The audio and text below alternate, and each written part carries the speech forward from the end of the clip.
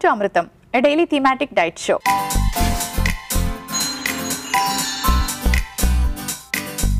మరి ఇవాల్టి మన థీమ్ గుడ్ డైజెషన్.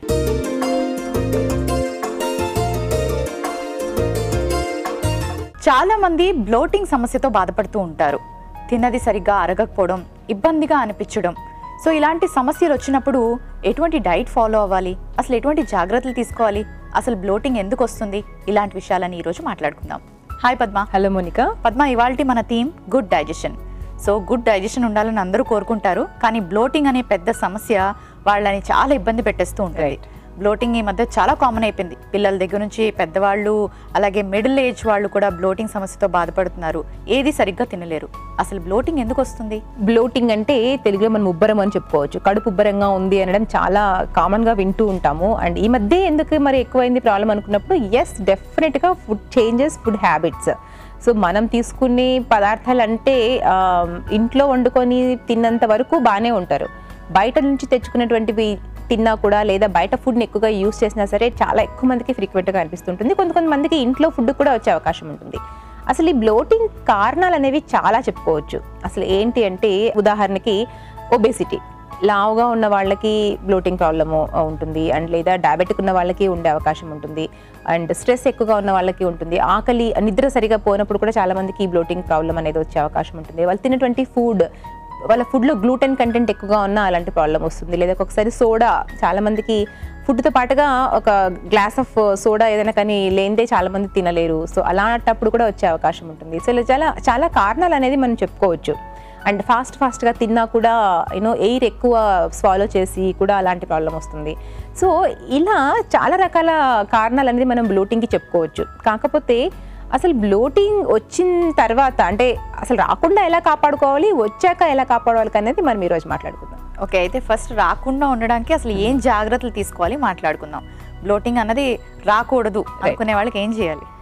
ఫస్ట్ ఏంటంటే మోనికా, మనం చూస్ చేసుకునే ఫుడ్, ఫర్ ఎగ్జాంపుల్ తినే ఆహారం ఫైబర్ కంటెంట్ తక్కువగా ఉండి, బాగా తెల్లటి రైస్, దాంట్లోకి లైక్ ఎక్కువగా ఫైబర్ లేనటువంటి లైక్ పప్పు, ఇలాంటివి ఆకుకూరలు ఎక్కువ ఉంటుంది కానీ ఫైబర్ కంటెంట్ తక్కువగా ఉంటుంది. సో అలాంటివి ఏమైనా తీసుకున్నా, లేదా కొన్నిసార్లు ఏంటంటే చికెన్ బిర్యానీ కానీ, వాట్ ఎవర్ ద బిర్యానీస్ కానీ, అందులో కూడా ఫైబర్ కంటెంట్ ఉండదు. అండ్ రైస్ ఎక్కువ ఉంటుంది, ఆయిల్ ఎక్కువగా వేస్తారు. ఇలాంటి ఫుడ్ని తీసుకున్నప్పుడు కానీ, అలాంగ్ విత్ దాట్ డ్రింక్స్ని తీసుకున్నప్పుడు కానీ, ఆల్కహాల్ అయి ఉండొచ్చు, ఈవెన్ నార్మల్ సోడాస్ అయి ఉండొచ్చు. సో మెయిన్ ఏంటంటే ఆ ఫుడ్ ఎలాంటి ఫుడ్ తీసుకుంటున్నాం, తినే ఆహారంలో హై ఫైబర్ కంటెంట్ ఉండేలా ప్లాన్ చేయండి. అండ్ ఎప్పుడైతే మనం ప్రోటీన్ హై తీసుకుంటున్నామో అట్ ద సేమ్ టైం మనకి ఫైబర్ అనేది మ్యాచ్ అవ్వలేదు అక్కడ అంటే, ఎస్ మనకి ప్రోటీన్ డైజెస్ట్ అవ్వడానికి it will take lot of time అనమాట జనరల్గా ఎప్పుడు తీసుకున్నా కూడా. సో అది డైజెస్ట్ అవ్వాలి అంటే దానికి ఎంజైమ్స్ అనేది ప్రాపర్గా రిలీజ్ కావాలి. సో దానికి ఎంజైమ్స్ ప్రాపర్గా రిలీజ్ కావాలి అంటే మనకి ఫైబర్ అనేది కూడా దానికి అవసరం, హెల్ప్ చేస్తుంది. It will add up. లైక్ మనం దోసపిండి, ఇడ్లీ పిండి గ్రైండ్ చేసినప్పుడు గట్టిగా ఉంటే ఎంతసేపు పడుతుంది కదా, కొంచెం వాటర్ వేస్తూ ఉంటే కొంచెం ఈజీగా వెళ్తూ ఉంటుంది. సో అలా అనమాట. అండ్ చాలామంది ఫాస్ట్గా తింటూ ఉంటారు. మనం ఏదైనా కానీ ఆహారం తినడం స్టార్ట్ చేసిన తర్వాత 20 మినిట్స్కి మన మైండ్ నుంచి సిగ్నల్ వస్తుంది. ఓకే, నీ స్టమక్ అనేది ఫుల్ అయింది అనేది 20 మినిట్స్ పడుతుంది మైండ్ నుంచి సిగ్నల్ రావడానికి. కానీ ఈ 20 మినిట్స్ టైంలో కొంతమంది ఏంటంటే 10 మినిట్స్కి మీల్ ఫినిష్ చేసేస్తారు, గబగబా తినేస్తారు. అంటే ఎక్కువ ఫుడ్ కూడా ఒకేసారి తినడం ఒకటి, ఇలా ఫాస్ట్గా తినడం ఒకటి చేసినప్పుడు కూడా ఏంటంటే ఎక్కువసేపు పట్టినప్పుడు గాలి గబగబా తిన్నప్పుడు గాలిని కూడా మింగేస్తూ ఉంటారు. అదే నిదానంగా నమిలి తిన్నప్పుడు ఏమవుతుంది అంటే సగం ఫుడ్ మనకి మౌత్లో డైజెస్ట్ అయిపోయి స్టమక్లోకి వెళ్ళిన తర్వాత కొంచెం బర్డెన్ తగ్గుతుంది. సో అలా గబగబా మింగేసే వాళ్ళకి ఈ ప్రాబ్లం అనేది ఎక్కువగా వచ్చే అవకాశం ఉంటుంది. సో అలాంటి పద్ధతులు ఉంటే చేంజ్ చేసుకోండి. అండ్ వాటర్ కూడా చాలామంది వాటర్ లేనిదే పక్కన అసలు తినలేరు. సో ఇలాంటి వాళ్ళకు కూడా ప్రాబ్లం అవుతుంది అనమాట. ఎందుకంటే మనకి స్టమక్లో ఉండే యాసిడ్ ఏదైతే HCl హైడ్రోక్లోరిక్ యాసిడ్ ఏదైతే మనకి డైజెషన్ అవ్వటానికి హెల్ప్ చేస్తుందో, సో దాన్ని డైల్యూట్ చేసేస్తాం వాటర్ తీసుకొని. వాటర్ ఎక్కువ తాగేమంటే అది డైల్యూట్ అయిపోతుంది. సో డైల్యూటెడ్ అట్మాస్ఫియర్లో మరి తిన్న ప్రోటీన్ కానీ వాట్ ఎవర్ ఫుడ్ డైజెస్ట్ అవ్వడానికి మరి ఆబ్వియస్గా ఎక్కువ టైం పడుతుంది, బికాస్ అక్కడ కాన్సన్ట్రేషన్ లేదు కాబట్టి. సో అందుకని ఆ టైంలో వాటర్ అనేది కూడా చాలా మినిమల్గా మనం ఎంత తక్కువ తీసుకోగలిగితే అంత మంచిదన్నమాట. సో ఇలాంటి చేంజెస్ చేసుకోగలిగితే అసలు ఫస్ట్ ప్రాబ్లం అనేది రాకుండా కాపాడుకోవచ్చు. ఓకే పద్మ, సో రాకుండా ఎలా కాపాడుకోవాలనేది తెలియచేశారు. చాలా మంది ఆల్రెడీ వచ్చి సఫర్ అవుతూ ఉంటారు. పాపం వాళ్ళు ఏం చేస్తే వాళ్ళకి రిలీఫ్ దొరుకుతుంది? ఇలా సఫర్ అయ్యే వాళ్ళలో ఎలాంటి కేటగిరీస్ ఉంటారు అంటే, ఒకటి లాక్టోజ్ ఇంటాలరెన్స్ కూడా అయి ఉండొచ్చు, అంటే పాలల్లో ఉండే ప్రోటీన్ వాళ్ళకి పడకపోవడం మూలాన కూడా ఇలాంటి ప్రాబ్లం వచ్చే అవకాశం ఉంటుంది. లేదా తిన్న ఫుడ్లోని గ్లూటెన్ పడకపోవడం మూల కూడా ఇలా ప్రాబ్లం వచ్చే అవకాశం ఉంటుంది. సో అలాంటి వాళ్ళు ఆ ప్రాబ్లం దాని ద్వారా అని తెలిసినప్పుడు better to avoid such foods. And కొంతమందికి ఏజ్ వల్ల కూడా వస్తుంది, ఆర్ కొంతమందికి డ్యూరింగ్ ప్రెగ్నెన్సీలో వస్తుంది. అండ్ మెన్స్ట్రువల్ సైకిల్ ముందు దశలో కూడా మనకు ఇలాంటి ప్రాబ్లం ఎక్కువగా గమనిస్తూ ఉంటాము. బట్ ఆ టైంలో ఎందుకు మనకి డైజెషన్ అనేది సరిగా ఉండదు అనేది ప్రాపర్ రీజన్ అయితే లేదు. కానీ బట్ ప్రెగ్నెన్సీలో yes we can say that baby grow అవుతున్న కొద్దీ it push up the stomach up. So దానివల్ల కూడా ఈ గ్యాస్ అనేది పైకి రిఫ్లెక్స్ అయ్యే అవకాశం ఉంటుంది. కాబట్టి సో ఇలాంటి టైంలో ఏం చేయాలి అంటే ఎస్పెషలీ ప్రెగ్నెన్సీలో కొంచెం ఫుడ్ని ఎక్కువసారి తీసుకోవడానికి ట్రై చేయాలి. ఎక్కువ ఫుడ్ని ఒకేసారి ఎప్పుడు లోడ్ చేయకండి. సో దట్ దానివల్ల ప్రాబ్లం అనేది ఎక్కువగా ఇంకా పెరిగే అవకాశం ఉంటుంది. అండ్ అలాంటి వాళ్ళకి అదొక చిన్న సలహా. ఈవెన్ ఒబేసిటీ ఉన్న వాళ్ళకి కూడా ఆ ప్రాబ్లం ఎక్కువగా వస్తూ ఉంటుంది. కాబట్టి use very small and high fibre amount and balance చేసుకుంటూ, హై ఫైబర్ తినమన్నాను కదా అని చెప్పేసి మళ్ళీ అలాంటి ప్రాబ్లం ఉన్న వాళ్ళు కంప్లీట్గా రాగులు లేదా కంప్లీట్గా జొన్నలు ఇలాంటివి ఏమైనా తిన్నా కూడా ఒక్కొక్కసారి ఎక్కువగా వచ్చే అవకాశం ఉంటుంది problem. So balance it in a way. మనం ఒక ఫైబర్, ప్రోటీన్, కార్బ్స్ అన్ని కూడా బ్యాలెన్స్డ్గా తీసుకోవడానికి ట్రై చేస్తూ ఉండండి. But small frequent meals always help for such kind of bloatings. Okay Padma, చాలా మంది శనగపిండితో చేసిన వంటలు కానీ లేకపోతే శనగపప్పు కానీ లేదు అంటే క్యాబేజ్, కాలీఫ్లవర్, బ్రోకోలీ ఇలాంటివి తీసుకున్నప్పుడు నాకు బ్లోటింగ్ వస్తుంది అంటూ ఉంటారు. ఎందువల్ల? సో అవి తినేటప్పుడు ఎటువంటి జాగ్రత్తలు పాటించాలి?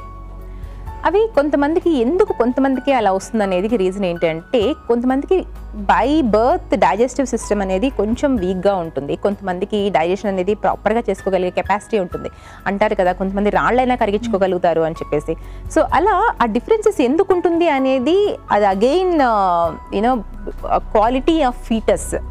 మన కడుపులో ఉన్నప్పుడే ఎంత క్వాలిటీగా మనం హెల్తీగా పెరుగుతామో, పేరెంటల్ జీన్స్ ఎంత హెల్తీగా ఉన్నాయి, పుట్టిన తర్వాత మనము ఎలా గ్రో అయ్యాము, ఇవన్నీ కూడా మ్యాటర్స్ అని చెప్పుకోవాలి. ఆ life style, food eating style అవన్నీ కూడా అనమాట. సో వన్స్ ఇలాంటి పర్టికులర్ ఫుడ్ని మనం తిన్నప్పుడు ఎందుకు వస్తుంది అంటే చెప్తాను. ఫర్ ఎగ్జాంపుల్ శనగపిండితో చేసిన పకోడీలు కానీ వాటెవర్. సో అది ఆయిల్, పైగా ఆయిల్ అండ్ హై ప్రోటీన్ అక్కడ ఉంది. మనకి శనగపిండి అంటే high protein. So oil and high protein రెండు మిక్స్ అయినప్పుడు yes it will take a long time to digest. So ఈ టైంలో ఏమవుతుంది అంటే యాసిడ్స్ అనేది మనకు అక్కడ డైల్యూట్ అయినా అయి ఉండొచ్చు, లేదా ఆల్రెడీ వాళ్ళకి డైల్యూటెడ్ యాసిడ్స్ అనేది వాళ్ళ స్టమక్లో ఉండుండొచ్చు. అండ్ లేకపోతే ఆ ప్రాపర్ ప్రోటీన్ని డైజెస్ట్ చేసుకోగలిగే ఎంజైమ్స్ వాళ్ళలో ప్రొడ్యూస్ అవ్వకపోవచ్చు. సో ఇలాంటి కారణాల వల్ల కొన్ని పర్టికులర్ ఫుడ్స్కి బ్రాకలీ కానీ, బీన్స్ కానీ, లైక్ క్యాబేజ్ కానీ ఇలాంటి తిన్నప్పుడు జరుగుతూ ఉంటుంది. సో వీళ్ళు ఏం చేయొచ్చు అంటే ఇలాంటి తిన్నప్పుడు కూడా అలాంటి ప్రాబ్లం రాకుండా ఉండాలి అంటే కొన్ని చేంజెస్. ఫర్ ఎగ్జాంపుల్ పకోడీ తింటున్నారు, సో ప్రాబ్లం నాకు రాకూడదు. మధ్యలో కొంచెం మింట్ చూ చేయండి, మధ్యలో రా పపాయ పీసెస్ని తీసుకోండి. సో ఇలా చేసినప్పుడు ఏమవుతుందంటే మనకు ఆ ఎంజైమ్స్ని ఇంక్రీజ్ చేయొచ్చు, ఏదైతే డైజెషన్కి హెల్ప్ అయ్యే ఎంజైమ్స్ ఏదైతే ఉంటుందో. సో అలాంటి చేంజెస్ అనేది important. Okay Padma, so bloating సమస్యతో బాధపడే వాళ్ళు ఎటువంటి ఫుడ్ తీసుకోవాలి, అలాగే ఎటువంటి కేర్ తీసుకోవాలి తెలియజేశారు. మరి వాళ్ళ కోసం ఎటువంటి రెసిపీస్ ప్లాన్ చేశారు? సో చూసారు కదండి, మరి ఇవాల్టి మన బ్లోటింగ్ ప్రాబ్లమ్స్ రాకుండా ఎలాంటి ఆహారం తీసుకుంటే మంచిది, ఫర్దర్ కాంప్లికేషన్స్ రాకుండా ఉండాలి అంటే మన ఫుడ్ని ఎలా చేంజ్ చేసుకోవాలి, ఇలాంటి విషయాలను తెలుసుకున్నారు కదా. మరి ఇవాళ మీకోసం చక్కటి రెసిపీస్. సో అందులో ఫస్ట్ రెసిపీ పుదీనా అల్లం చట్నీ, అలాగే సెకండ్ రెసిపీ పుదీనా రైస్. ఇవాల్టి మన థీమ్ గుడ్ డైజెషన్ లో మన ఫస్ట్ రెసిపీ పుదీనా అల్లం చట్నీలో మెయిన్ ఇంగ్రీడియంట్స్ లో గల పోషక విలువలు ఏంటో ఇప్పుడు తెలుసుకుందాం. సో ఇవాల్టి మన ఫస్ట్ రెసిపీ వచ్చేసి పుదీనా అల్లం చట్నీ.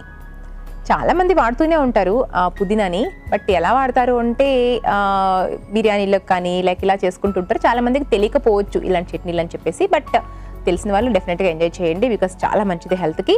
సో మరి ఈరోజు చట్నీలో అయితే పుదీనాని మనం మెయిన్ ఇంగ్రీడియంట్గా వాడుకుంటున్నాము. మరి పుదీనాలో ఇందులో మెంథాల్ అనే మనకు ఒక ఫుడ్ న్యూట్రియంట్ అని చెప్పొచ్చు. సో ఈ మెంథాల్ ఏంటంటే ఒక మెడిసిన్ లాగా వర్క్ అవుతుంది. అండ్ పైగా గ్యాస్ ప్రాబ్లమ్స్ని రాకుండా కాపాడుకోవడానికి మెంథాల్ అనేది హెల్ప్ చేస్తుంది. చాలామంది మనం మెడిసిన్స్ వేసుకుంటూ ఉంటాం కదా, బ్లోటింగ్గా ఉన్నప్పుడు ఒక ఏదో సిరప్ దొరుకుతూ ఉంటుంది, టక్కన వేసేసుకుంటూ ఉంటారు ఆ ప్రాబ్లం తగ్గించుకోవడానికి. అది కూడా మెంథాలేనండి.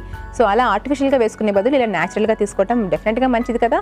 మరి అంతేకాకుండా ఇందులో ఫైబర్ కంటెంట్ ఎక్కువ, మరి కాల్షియం కానీ, ఐరన్ కానీ, వైటమిన్ సి కానీ, ఫోలిక్ యాసిడ్ కానీ అన్నీ కూడా దొరుకుతున్నప్పుడు న్యాచురల్గానే ట్రై చేయండి.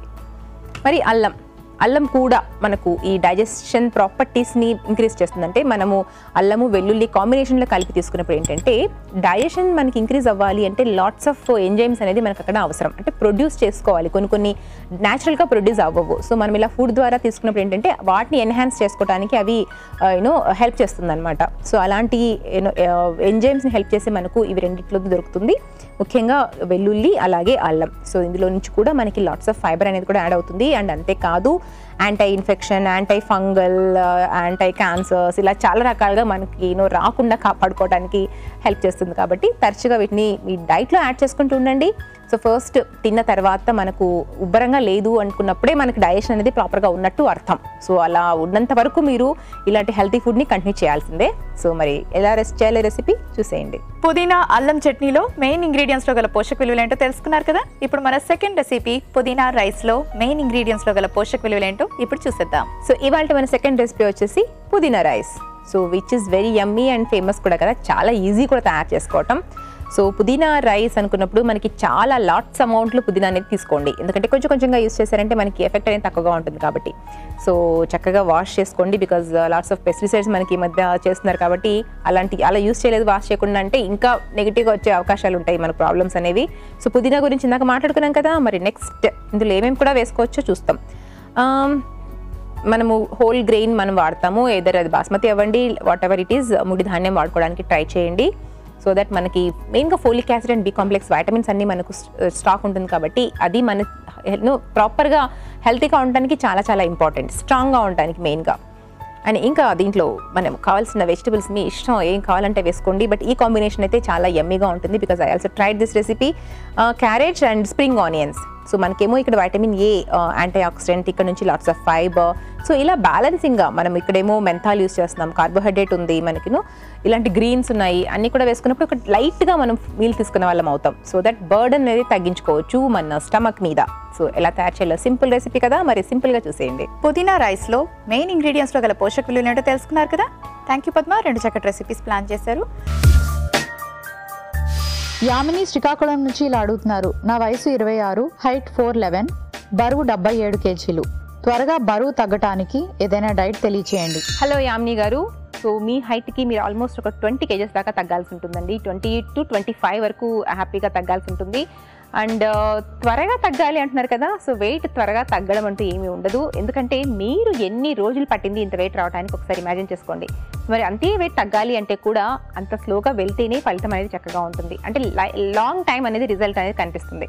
సో మీరు చేయాల్సిందల్లా మీరు ఒక మంచి డైటీషియన్ని కన్సల్ట్ చేసి సో ఒక ప్లాన్డ్ పద్ధతిగా మీరు ప్లాన్ చేసుకొని ఏ టైంలో ఎలాంటి ఫుడ్ తినాలి, ఎంత క్వాంటిటీ తినాలి, సో అలా ప్లాన్ చేసుకొని వెళ్ళటం చాలా ఇంపార్టెంట్. నేను చెప్పే ఈ 1 minute టైంలో మీకు అది సఫిషియెంట్ అవ్వకపోవచ్చు, but always plan for small frequent meals. ఆ స్మాల్ మీల్లో కూడా ప్రోటీన్ ఎక్కువగా ఉండేలా చూసుకోండి, హెల్తీ ఫ్యాట్స్ని యాడ్ చేయండి, లైక్ నట్స్ అండ్ సీడ్స్ని యాడ్ చేసుకోండి.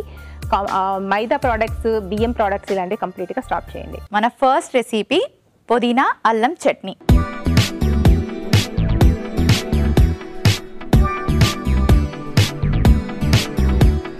పుదీనా అల్లం చట్నీ ఎలా ప్రిపేర్ చేసుకోవాలో ఇప్పుడు చూద్దాం.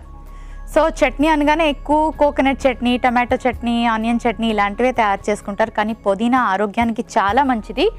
పుదీనా కొంచెం రెసిపీస్లో యూస్ చేయడమో, గార్నిష్కి యూస్ చేయడమో కాకుండా దీంతో చట్నీ తయారు చేసుకున్నారనుకోండి, డిప్స్ లాగా మనం యూస్ చేసుకోవచ్చు. అంటే పుదీనాతో చక్కటి సాస్ ప్రిపేర్ చేసుకొని డిప్ లాగా యూస్ చేసుకోవచ్చు, లేదా పుదీనా చట్నీని చక్కగా మనం ఇడ్లీలకి, దోశలకి, రైస్లో కూడా మిక్స్ చేసి తీసుకోవచ్చు. సో మరి ఇప్పుడు పుదీనా చట్నీ చూద్దాం. స్టవ్ ఆన్ చేసుకొని కాస్త డ్రై రోస్ట్ చేసుకుందాం.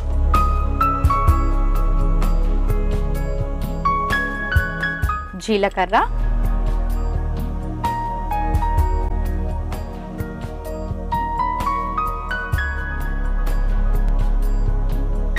వెల్లుల్లి,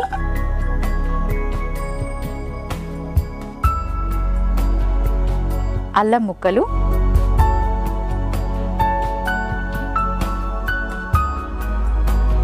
అల్లం పుదీనా రెండు మనకి డైజెషన్కి బాగా హెల్ప్ చేస్తాయి. బ్లోటింగ్ అని, ఎసిడిటీ అని, గ్యాస్ట్రిక్ ప్రాబ్లం అని ఇలాంటి వాటితో సఫర్ అయ్యే వాళ్ళు ఎక్కువగా అల్లం, పుదీనా ఇలాంటివి తీసుకోవడం ఎంతో ఆరోగ్యకరం. సో ఇప్పుడు మనం చక్కగా అల్లంని, అలాగే గార్లిక్ అండ్ జీలకర్ర కాస్త ఇలా రోస్ట్ చేసుకుందాం. ఇవి కాస్త రోస్ట్ అయ్యాక ఎండుమిరపకాయలు వేసుకోవాలి.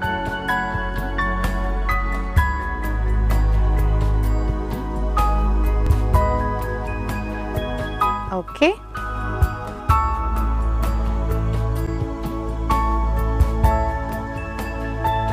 సో ఇప్పుడు పుదీనా యాడ్ చేసుకుందాం. చాలామంది పుదీనాను కూడా నూనెలో బాగా వేయించాక పచ్చడి చేసుకుంటారు, చట్నీ చేసుకుంటారు. కానీ అలా వేస్తే ఇందులో ఉన్న వైటమిన్ సి కానీ ఫైబర్ కానీ మంచి న్యూట్రియంట్ వాల్యూస్ అన్నీ కూడా పోతాయి. సో నేను పుదీనాని వేయించుకోకుండా డైరెక్ట్గా వేసుకుంటున్నాను. ఇవి కూడా కాస్త డ్రై రోస్ట్ చేసుకుంటే సరిపోతాయి. కొంచెం కారం తక్కువ తినేవాళ్ళు ఎండుమిర్చి తక్కువ వేసుకోండి.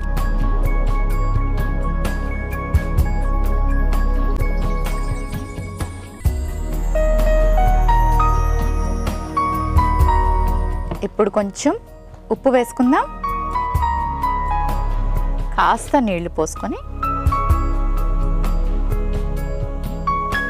చక్కగా గ్రైండ్ చేసుకోవాలి.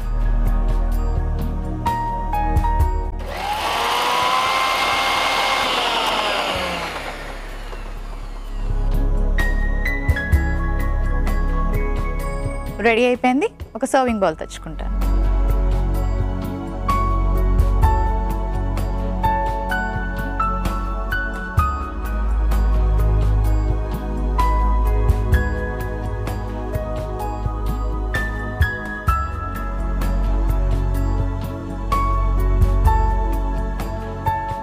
పుదీనా అల్లం చట్నీ రెడీ అయిపోయింది.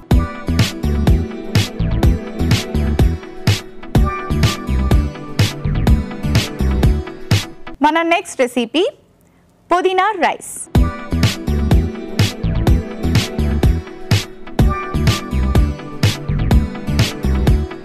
పుదీనా రైస్ ఎలా ప్రిపేర్ చేసుకోవాలో ఇప్పుడు చూద్దాం. సో రైస్తో ఏదైనా రెసిపీ అంటే చాలా ఇంట్రెస్టింగ్గా అనిపిస్తుంది. దాంతో మనం ఏంటంటే మంచి హెల్దీ ఇంగ్రీడియంట్స్ని యూజ్ చేస్తున్నాం ఇందులోని. సో మరి పుదీనా రైస్ ఎలా ఉంటుందో ఫాస్ట్గా చూపించేస్తాను. స్టవ్ ఆన్ చేసుకొని కొంచెం ప్యాన్ని ఆయిల్తో గ్రీస్ చేసుకోవాలి. ఇలాంటి వాటికి మనకి ఎక్కువ ఆయిల్ అవసరం లేదు. పావు టీ స్పూన్ ఆయిల్ కూడా సరిపోతుంది. లేదా మీ దగ్గర బ్రష్ ఉంటే చక్కగా ఆయిల్తో ప్యాన్ని బ్రష్ చేసుకుంటే సరిపోతుంది.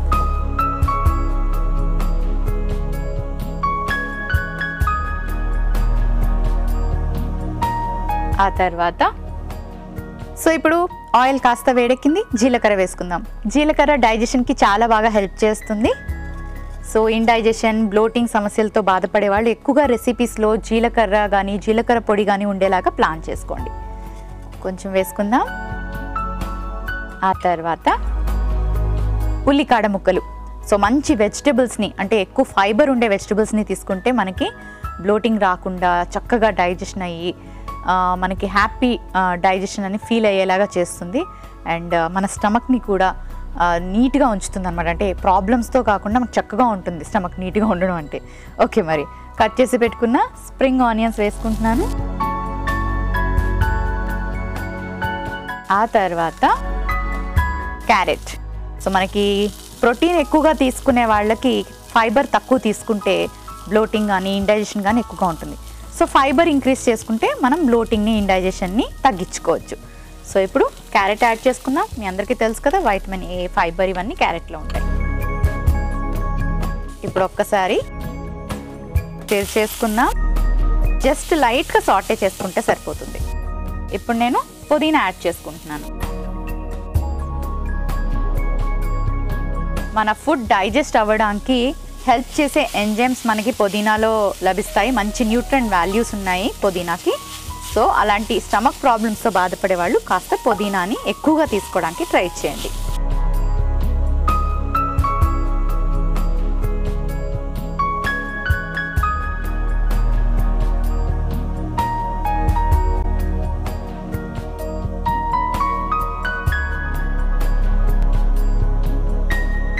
బాయిల్ చేసి పెట్టుకున్న బ్రౌన్ రైస్ యాడ్ చేసుకుంటున్నాను. సో ఇందులో మనకి ఫైబర్తో పాటు కాంప్లెక్స్ కార్బోహైడ్రేట్స్ అండ్ మంచి వైటమిన్స్ ఉంటాయి.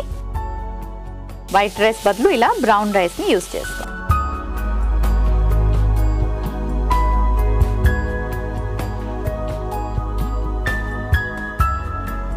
సరిపడే అంత సాల్ట్ అండ్ కొంచెం పెప్పర్.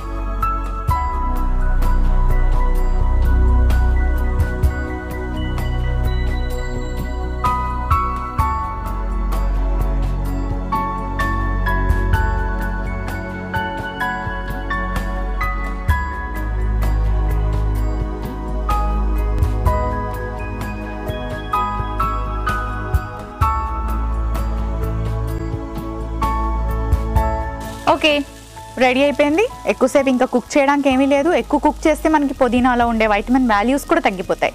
సో ఇప్పుడు స్టవ్ ఆఫ్ చేసుకొని ఒక సర్వింగ్ బౌల్ తెచ్చుకుంటాను.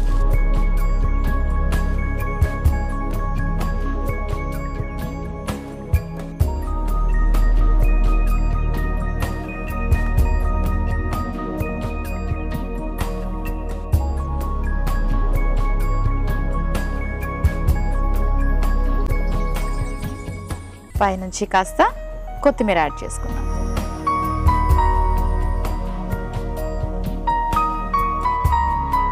పుదీనా రైస్ రెడీ అయిపోయింది.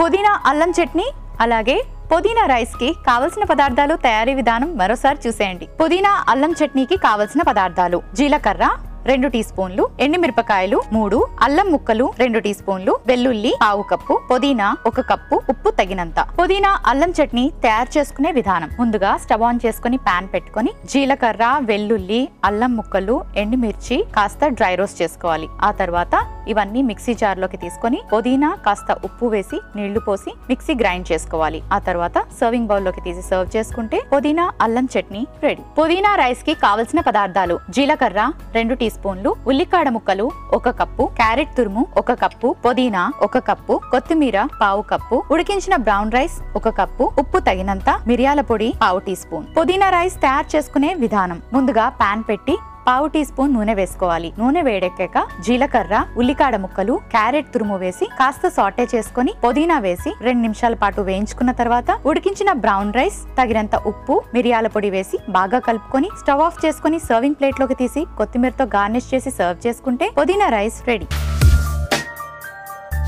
పూర్ణిమ ఇలా అడుగుతున్నారు: మా బాబుకి 25 మంత్స్, జలుబు చేసి బాగా దగ్గుతున్నాడు. ఈ టైంలో నెయ్యి పెట్టొచ్చా? అలాగే బ్రౌన్ రైస్ ఇవ్వచ్చా? హలో పూర్ణిమ గారు, నెయ్యి అనేది యాక్చువల్గా యాంటీ ఆక్సిడెంట్, అంటే మన శరీరంలోకి జబ్బులు రాకుండా బాడీని కాపాడుకోగలిగే శక్తిని పెంచుతుంది అనమాట. అంతేకాకుండా డైజెషన్ని ఇంక్రీజ్ చేస్తుంది, ఎనర్జీని ఇస్తుంది, గుడ్ ఫ్యాట్స్ని యాడ్ చేస్తుంది, మెమరీని ఇంక్రీజ్ చేస్తుంది. చాలా రకాల ఉపయోగాలు ఉన్నాయి నెయ్యి వల్ల. ఎస్పెషల్లీ దగ్గు, జలుబు వచ్చినప్పుడు మనము చాలామంది అవాయిడ్ చేస్తూ ఉంటారు నెయ్యి ఇస్తే ఇంకా ఎక్కువ అవుతుంది అని చెప్పేసి.